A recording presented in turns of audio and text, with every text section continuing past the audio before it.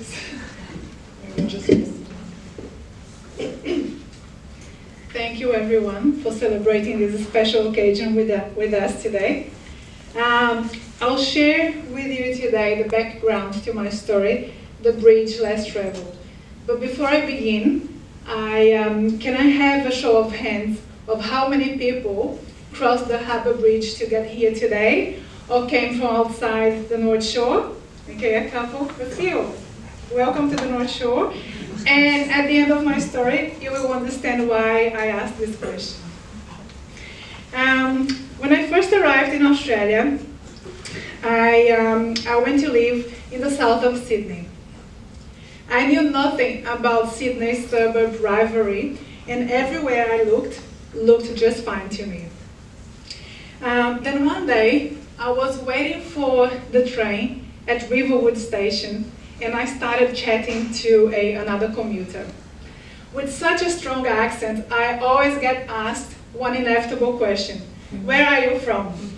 And as soon as this gentleman learned that I was from Brazil, he said, "Whoa, you crossed the Pacific Ocean. I have never even crossed the Harbour Bridge." I couldn't believe, because I never thought that there would be a Sydney sider that had not crossed to the other side. So I just said, "Oh, are you serious?" And he said, "Oh, sure am. There's nothing to see on the other side." I left it at that. My train was approaching, so I took a seat by the window, thinking there is so much to see on the other side, so much to see and to experience on the other side of the Harbour Bridge, and of any other bridge for that matter. And that's what The Bridge Less Traveled tries to explore. My story is about a beautiful Australian icon that connects people and places.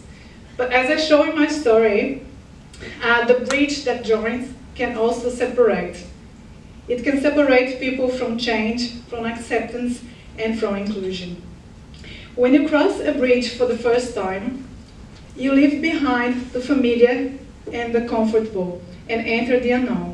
And the more you do it, the more used to difference you become. I've met people in both sides of the bridge that were pretty comfortable to live within the very well-defined boundaries of their suburbs. But by limiting their lives by geography and excluding others from getting in, these people can only see through a very narrow template. My character, Sarah, is one such person, and that's how the story begins. I'll just read the first part of the story for you. "Oh, you were brave to cross the bridge," says Sarah, looking more immaculate than the units she's trying to lease. "What's a bridge when you've crossed the Pacific Ocean?" I reply, referring to my pilgrimage from Brazil to Australia just a few months prior.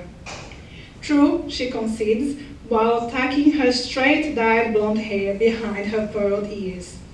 "But the North Shore isn't just like any other place in Australia, darling," she pauses. "The North Shore is the promised land, home only to the chosen few."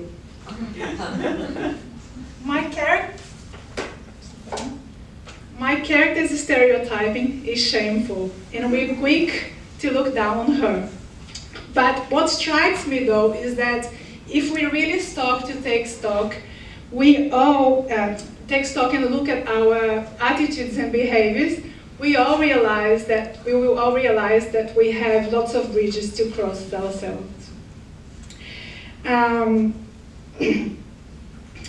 There is an old proverb that says, "Don't cross the bridge until you come to it." After moving to Australia, I learned that the problem is that many times we don't even realize that we have come to a bridge. When we are blinded by stereotyping, we normally only see the gap. To close the gap, it takes effort and courage. In this respect, I agree with Sarah. You have to be brave to take the step in the opposite direction.